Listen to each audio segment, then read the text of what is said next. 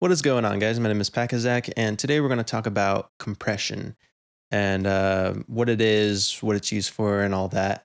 Um, Sorry, my camera.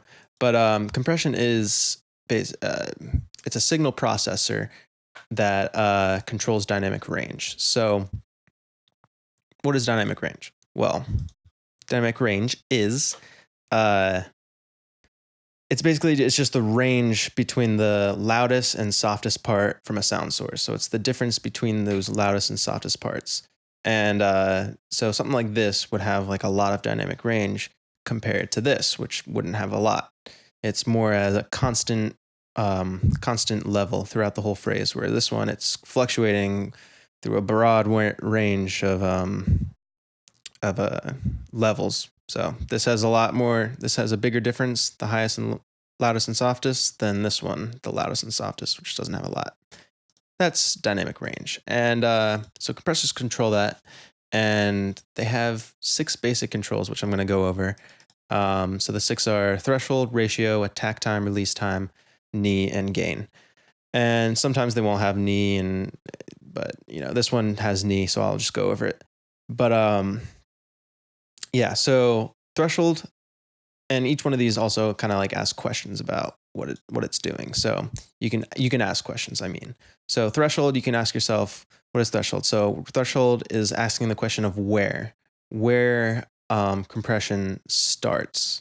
So you can set it. Say you set it to negative 14 decibels.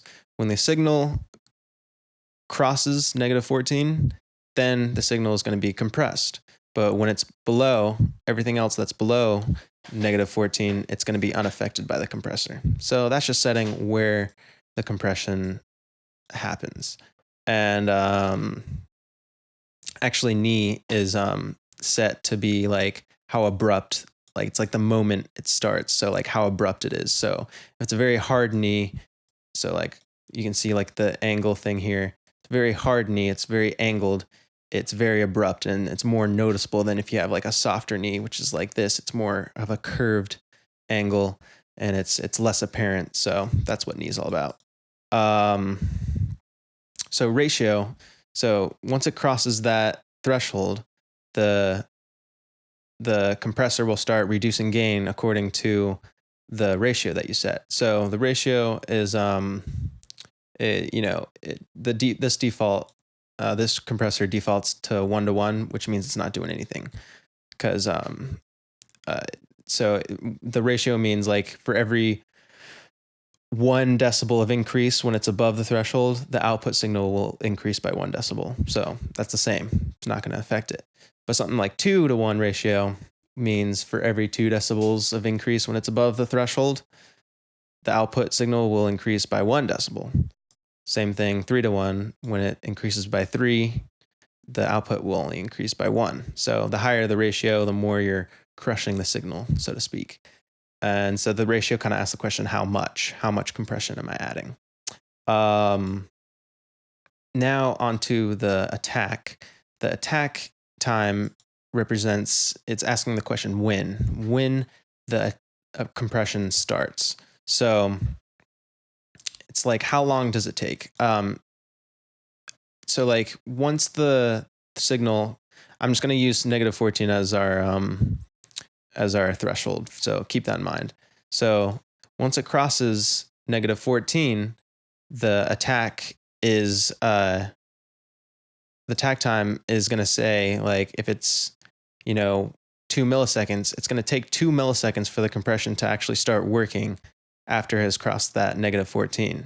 So it's the time it takes for it to start after it crosses. So, this can be used in a lot of different ways, but like if you have like transient sounds, like hard hitting sounds, and you want to preserve those transients, you might want to set a sort of a longer attack time, because what will happen is that transient will peak, it will go above the threshold of negative 14, but you want to keep that. You don't want it to be affected yet. So you set a longer threshold, so it'll give it time to go above the threshold. And then once that attack is done with, then you can start compressing the rest of the sound and then the attack time will be over, and then it'll start compressing. So that's what attack is. But if you do it too long, then you got to be careful because you might overshoot it and you might miss the part of the sound that you actually do want to compress. But yeah, like I said, so if it's too short of an attack, then it'll just, as soon as that transient hits and it goes above the threshold, it'll still bring it down, and then you'll lose that punchiness in your track. So that's what attack is about. Now on to release. Release is also asking the question of when, but in a different way. It's when the compressor stops working. So it's like how long it takes for, after it goes below the threshold, it drops back below the threshold for it to return to its normal gain, its unity gain. So basically it's kind of like a tail almost. So like after, say, here, I got an example here for you. So say, let me get it here.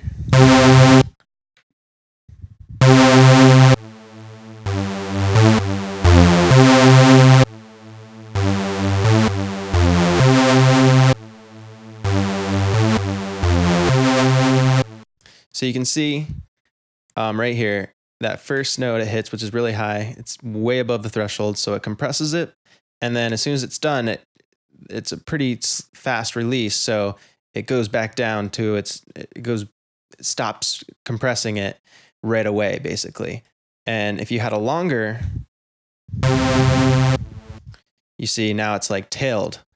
So it's actually, what's happening is it's compressing part of this next quieter signal, because even though it's below the threshold, the release time tells it how long for it to stop working, even when it's when it's under the threshold. So you got to be careful, because if it's too long and you don't want to affect a quieter portion of the sound after a very loud one, you'll want to set it to a faster release, because if not, the compressor will still be compressing part of this, if not all of the quieter part of the tone. So it'll make it even quieter than it is. You might not want that. So faster can help with that problem anyway.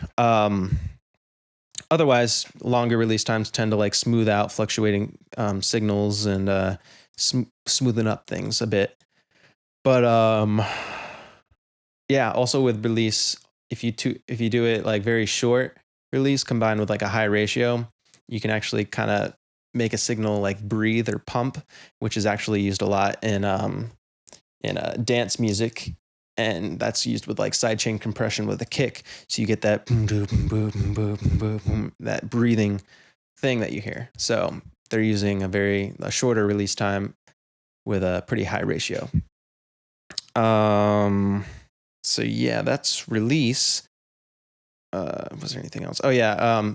Also for like lower frequency instruments, you might want to set a longer release time to prevent harmonic distortion, because what can happen is you can set such a short release time that it'll be reacting faster than like the actual like waveform. So it'll actually start wave shaping, and that's distortion. So you'll be actually getting harmonic distortion for lower frequency instruments if it's too fast of a release time, and longer tends to help out with that. So what else? Did I go over knee?